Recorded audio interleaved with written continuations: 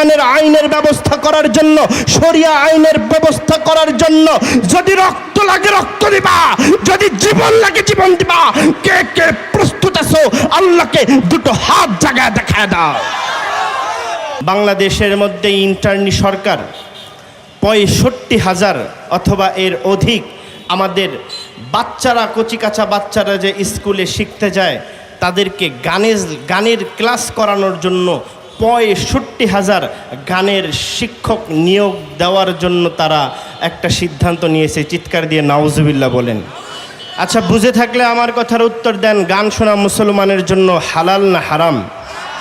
গান শুনলে খুশি হয় কে? আরও জোরে বলেন কে? আর গান শুনলে যিনি রাগ করেন তিনি কে? আমরা কি আল্লাহর ভালোবাসা পেতে চাই নাকি আল্লাহর গোস্বা রাগ পেতে চাই? আল্লাহর ভালোবাসা পেতে চাই না। আল্লাহ কি বলে সূরা আলে ইমরানের মধ্যে, কুল ইয়া মুহাম্মদ ইন কুনতুম তুহিব্বুনাল্লাহ ফাত্তাবিউনি ইউহিব্বুকুমুল্লাহ। যদি কেউ আমার ভালোবাসা পেতে চায় সে যেন আমি রাসূলের অনুসরণ করে, তবেই আমার আল্লাহর ভালোবাসা পাওয়া যাবে। এবং ওয়ায়াগফির লাকুম যুনুবাকুম, আল্লাহ তার গোটা জিন্দেগির গুনাহ মাফ করে দেবে। সুবহানাল্লাহ বলেন।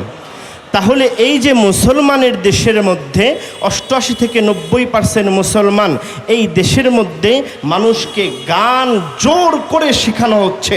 আমাদের বিদ্যালয়গুলোতে নাস্তিক মনা শিক্ষক দিয়ে, নাস্তিক মনা উপদেষ্টা দিয়ে তাদেরকে জোর করে বিধর্মীদের শিক্ষা গিলিয়ে খাওয়ানো হচ্ছে। কিভাবে আল্লাহকে ভুলে থাকা যায়, কিভাবে নববীর আদর্শকে ভুলে থাকা যায়, এটার জন্য তারা সর্বোচ্চ চক্রান্ত আর পায়তারা করতেছে। অথচ মুসলমান দেশে উচিত ছিল প্রত্যেকটা বিদ্যালয়ে প্রতিদিন ক্লাস শুরু হবে কোরআন দিয়ে। কথা বলেন ঠিক কিনা?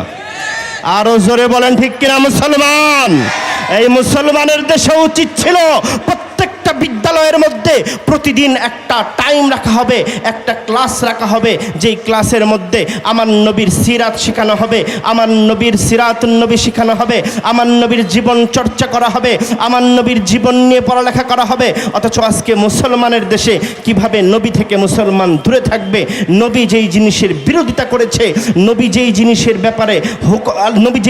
ব্যাপারে ধমকি দিয়েছে, হুমকি দিয়েছে, সেই জিনিসকে কিভাবে প্রতিষ্ঠা করা যায় সেই দিকে আজকের সরকার পায়দারা করতেছে। কথা বলেন ঠিক কিনা মুসলমান? আজকে আমাদের সন্তানদেরকে কিভাবে ওই আমেরিকার লাল কুত্তার মতো আমাদের সন্তানদেরকে কিভাবে আজকে বেহায়াপনা, অশ্লীলতা শেখানো যায়, আমাদের সন্তানদেরকে কিভাবে ট্রান্সজেন্ডার বানানো যায়, এগুলো শেখানোর জন্য তারা পায়তারা করতেছে। এগুলো শেখানোর জন্য আমাদের কোমলমতি শিশুদের মেধাকে ধ্বংস করার চেষ্টা করতেছে। আমাদের শিশুদেরকে জোর করে গান শেখানোর জন্য শিক্ষক দেওয়া হচ্ছে। অথচ উচিত ছিল মুসলমানের দেশে, মুসলমানের এই অধিকর দেশে, আজকে মুসলমানের দেশের বিদ্যালয়গুলোতে কোরআনের পাঠকে আবশ্যক করবে, সিরাতুন নবীর পাঠকে আবশ্যক করবে।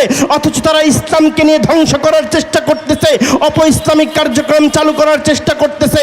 আল্লাহর জাত ও সিফাতের কসম করে আল্লাহু আকবারের চত্বরের মুসলমানদেরকে বলতেছি, যদি এই জমিনের মধ্যে এরকম ভাবে ইসলামের বিরুদ্ধে শিক্ষার অপকৌশল চলতে থাকে, একদিন এই দেশের মসজিদের মুয়াজ্জিন থাকবে না, আজান দেওয়ার কোনো লোক থাকবে না। ঠিক কিনা জোরে বলেন? এজন্য যুবক, বৃদ্ধ, নওজোয়ান, এখনই জাগার সময়, এখনই মুসলমান ঘুম থেকে জাগার সময়, এখনই জাগ্রত হওয়ার সময়, এখনই একবার নিজেদেরকে প্রমাণ করে দেওয়ার সময়, আল্লাহর পরিচয় পরিচিত হওয়ার সময়। রাসূলের সিরাতুন নবীর মাহফিল থেকে আমি যুবকদেরকে দেখতে চাই, আমি আমার কলিজার টুকরা বৃদ্ধদেরকে দেখতে চাই, নওজোয়ানদেরকে দেখতে চাই। যদি এই দেশের বিদ্যালয়ের মধ্যে কোরআন পাঠের ব্যবস্থা করার জন্য যে আছেন তো আপনারা, কারণ কোরআন হাদিস যেখানে আমরা আছি, নবী রাসূল যেখানে আমরা আছি, কারণ নবীর সিরাত ছাড়া আমাদের জিন্দেগিতে আর কোনো পথ চলার পাথেও থাকতে পারে না। এজন্য ভাইয়েরা আমার, খুব ভালো করে বুঝেন, রবিউল আউয়াল মাস একদল দেখবেন একদম দৌড়াদৌড়ি করতেছে মিলাদুন্নবী নিয়ে। কথা বলেন ঠিক কিনা? আরও জোরে বলেন। সারা বছর চেহারার দিকে তাকাইলে সুন্নতের সও নাই, চেহারার দিকে তাকাইলে বোঝা যায় না এটা মুসলমান না কাফের। বাই চান্স কোনোভাবে যদি মুসলমানের দেশ থেকে বাহিরে যায়, অর্থাৎ বাংলাদেশের বাহিরে যায় মৃত্যুবরণ করে, তো চেহারা দেখা জাস্টিফাই করা যাবে না এটা মুসলমান নাকি কাফের, বরং অন্য কিছু দেখতে হবে। কথা বলেন ঠিক কিনা?